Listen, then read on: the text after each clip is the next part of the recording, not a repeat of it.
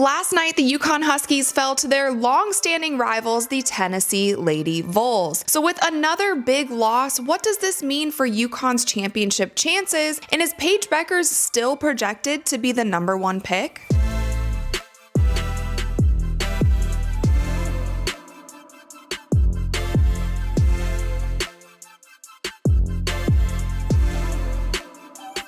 What's up, you guys? I'm Rachel DeMita, and welcome to the Courtside Club. Just last night, UConn lost to their long-standing rival, the Tennessee Lady Vols. But the bigger story of the night was Geno Auriemma's crash out after the game and him throwing Paige Bueckers under the bus for that loss. There's so much to go over today, you guys, so let's jump right in. The UConn-Tennessee rivalry goes way back. That was actually the rivalry that was like my generation of hoopers, and I was actually a huge Tennessee Lady Vols fan. I think I've told you guys this before. I hated UConn. I've hated UConn for so long. This rivalry still stands. Geno still, I feel like for this game, gets very excited and wants to win this game more than probably any others, and especially when they are playing in Tennessee. So I'm just setting the stage here because I also want to share with you guys what he had to say about Paige Bueckers after the game. Bottom line is, we have some players on our team that are supposed to be our best players, and they got to play better. That's all there is to it. Paige has had trouble getting going, it seems like, in a few of these bigger games now. I mean, just what do you feel like is kind of the block with her in terms of being able to start as hot as she has in Big East play? I don't know. I don't know. It's a real kind of conundrum, Paige wants the ball in her hands all the time. Then when they trap her, she don't want the ball in her hands. So then we try to get her moving from, one thing to another, moving without the ball. And, it's so-so. So we've got to come to some sort of definitive thing here, how we're going to handle it. But right now it's not the winning edge for sure. This is not the first time that Geno has seemingly thrown Paige under the bus, said stuff about her publicly, and it honestly seems to be only this season. I haven't heard Geno in the past. Geno in the past has always said Paige Bueckers is the one. She's the best player in college basketball. This is even last year when Caitlin Clark was in the league. He was not a fan of Caitlin Clark. He had many negative things to say about her. He said she wouldn't make it, essentially, at the next level. She wasn't ready for the next level. He's always been riding behind Paige. This season, something turned. And if you have watched some of these UConn games, and I've talked about it in previous videos, Paige isn't playing to her full ability, but at this point in time, I truly feel for her. This to me is so wildly unprofessional as a coach, and especially a coach that has been around as long as Geno has.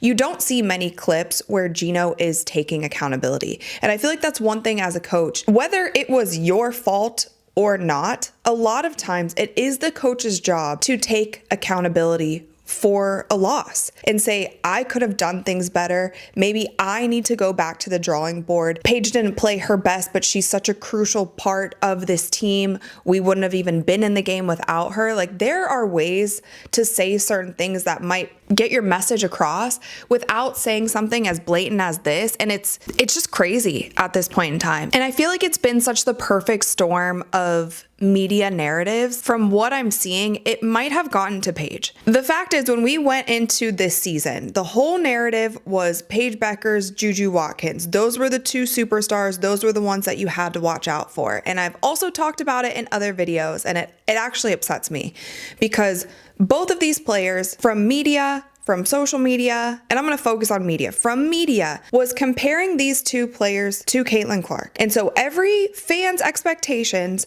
going in and watching these two players, the expectation for Paige was that Paige Bueckers was the Caitlin Clark before Caitlin Clark. How many media people have you heard say that? That was the narrative. And then it was, oh, this is Paige's final year. She's going to win a championship this year. It's pretty much guaranteed. It's UConn's year. Paige is going to get a championship before she goes to the WNBA draft. And then she's going to be the #1 pick. This has all been mapped out since the beginning of the season. That's the problem that I have specifically in women's basketball that I've been noticing is the media picks narratives And then that's just what they stick with for the entire season. No, the stories write themselves, and then it's the media's job to cover what is unfolding with these stories. Not, we're picking Paige, best player in the country, she's gonna win a championship, and then you had all of these negative things to say about Caitlin Clark because she didn't win a championship. So in that way, she could never be the best college basketball player because she didn't win a championship. You've compared Paige to Caitlin so much, you have fans thinking that when they watch Paige, they're going to get the same thing as what they saw Caitlin do. And I think that's so unfair to her. Paige is a great player. She's not playing bad, but you have her at such a level that now we think Paige Bueckers is playing bad when she has 14 points and 8 assists in a game where they were double teaming her. And Geno saying, well, when she gets double teamed, she doesn't want to keep the ball. Who wants to keep the ball when they're getting double teamed? When you're getting double teamed, that means you have numbers on the court. If she is able to facilitate, her teammate, which is stacked with 5-star recruits, can get the job done. And the media has just set her up in so many ways to fail. He continues to call her out, which I think is completely unfair. And you see what's happening. And it's sad to me because I even see Paige in interviews, and I'm going to show you another clip as well when they talk about her going to the WNBA. There's a little light joy that I don't see in Paige at this very moment. And it might be because they are not winning the way they thought they would. They now have 3 losses. Their standing is going to drop significantly losing this game. And she might be thinking, you know what, we might not be the team that's going to win a championship this season. And you know what, now everyone's talking about me because I'm not getting the job done, but I'm supposed to be the best player in college basketball because everyone's still running with that. I'm supposed to be the Caitlin Clark. It's so unfair. The narratives now, the storylines now, why aren't people talking about the season that UCLA is having? Why aren't people talking more about the season that South Carolina is happening? Why aren't people talking about the big 3 that's at Notre Dame right now with Hannah Hidalgo, Sonia Citron, and Olivia Miles, who right now is challenging Paige for that number 1 pick in the WNBA draft? These are things that we just don't see these kind of headlines because they're so laser focused in on this one UConn team, and UConn's supposed to win championships and they're not getting it done right now. And people are kind of confused. They're like, wait, you told me this was supposed to be the team. You told me this was that. We need to adapt, people. And we also need to lay off Paige a little bit. I'm not going to jump on the train of just saying, oh, she's not her. She doesn't have fight. She doesn't have that winning edge. I personally think, and I don't know her personally, I've never met her. What I'm seeing, she still has the skills. She still has the ability. It seems to all be mental. And I honestly feel like she might be getting burnt out. Like her joy seems to be fading from the game of basketball. And that's sad. I've been in that position before. And I want to show you a clip that to me kind of highlighted this. And again, this is right after a loss. I'm sure they're really upset about this loss, but someone asked Paige Bueckers if she was going to go pro next season, because now there's also been a lot of talks of, is Paige going to stay for another year in UConn if she doesn't win a championship? Because now we've set the bar at, you can't be a great college basketball player unless you've won a championship, which is also crazy. As you can see, like, this stuff frustrates me. It frustrates me. So I want to show you this clip and just look at the body language and how quick she just answers this question. Paige, I know this is your 5th year. Are you thinking of going pro next year after this season ends? Yeah, that's the plan. I don't know what's going on at UConn, but it starts from coach down. If you want to turn your team around, get the morale of your team up, get these girls to be having fun on the court, you watch a team like UCLA, you watch a team like South Carolina, you watch a team like Notre Dame, you watch a team like TCU, they're actually having fun on the court. The morale is down. It starts with Geno. It doesn't start with Geno throwing his players under the bus to the media, and then all of us, me being media also, picking it up and talking about it. And ironically, just today, ESPN put out their WNBA mock draft. Beckers is a lock at number 1, but who is number 2? And that's the headline. And this reminds me of last season in the WNBA when the whole media narrative was A'ja Wilson is unanimous MVP. And then that was it. You couldn't even discuss it.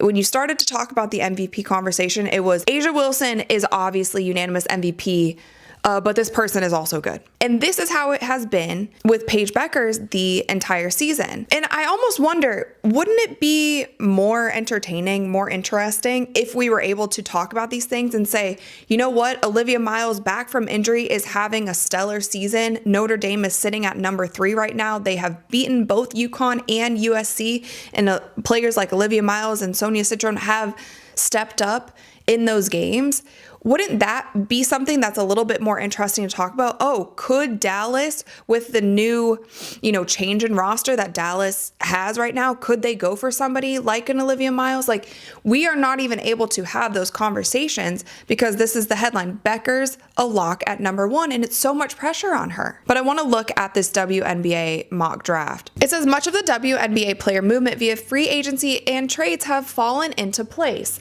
And as rosters take shape, it's a good time to look at how the 2025 WNBA draft might shake out, especially as the number 2 pick changed hands late last month, going from the Los Angeles Sparks to the Seattle Storm. Number 1, Dallas, Paige Bueckers. This is the little blurb that they had to say. Beckers hasn't indicated whether she prefers not to play in Dallas, but there has been plenty of chatter in the hoops world on that topic. As it stands, she is the clear top pick. Beckers is averaging 18.7 points and shooting 41.6% from the arc. Once again, in this article, they mention that we don't know if Paige wants to play in Dallas, and that is something, at this point, so many people have been talking about it, I feel like there's probably some truth to it. That is just something that continues to come up, and at this point in time, somebody from her team, somebody from UConn could have come out and say, that's completely false. Paige would love to play in Dallas, and no one has done that. So I seem to think that there's some truth in that. And then number 2, they have with the Seattle Storm is Olivia Miles. It says Miles missed the 2023 postseason and all of last season because of a knee injury, but she has looked very good this season playing alongside fellow guards Hannah Hidalgo and Sonia Citron. Miles is averaging 16.5 points, 6.4 assists while shooting 42.3% behind the arc. And then at number 3 is another player from Notre Dame, Sonia Citron. They said this might seem high for Citron, but she has a lot going for her, including Notre Dame's reputation of producing WNBA level guards. Consider how well she plays now with 2 dynamic guards like Hidalgo and Miles. She's averaging 12.9 points, 5.3 rebounds, and 2.9 assists. Sonia Citron is also a really great defender, so it looks like she might be going to the Chicago Sky. Then after this, Dominique Malonga, which, by the way, I'm just realizing that she plays for Asvel, which is the Asvel girls team, which is the same team that Dre plays for. And I've been trying to get to one of the girls' Asvel games when I'm over in France, and my schedule just hasn't worked out with their home schedule. But I hope to see her in person before she goes to the WNBA, because I know that she's a prospect that a lot of people have been talking about, but I haven't watched her play too much, and a lot of people in the States haven't. So they have her going number 4, and then number 5, they have Kiki Auriemma. Let me know what you guys think in the comments below. Do you think that Paige STILL should go number 1? What do you think about these media narratives? How do you feel about Geno's post-game pressers kind of throwing his team under the bus? Let me know all of your comments in the comments below. And of course, you guys thumbs up this video if you enjoyed it, and click that little subscribe button because we upload new videos every single week. And with that, you guys, I'll see you next time. Uwiana.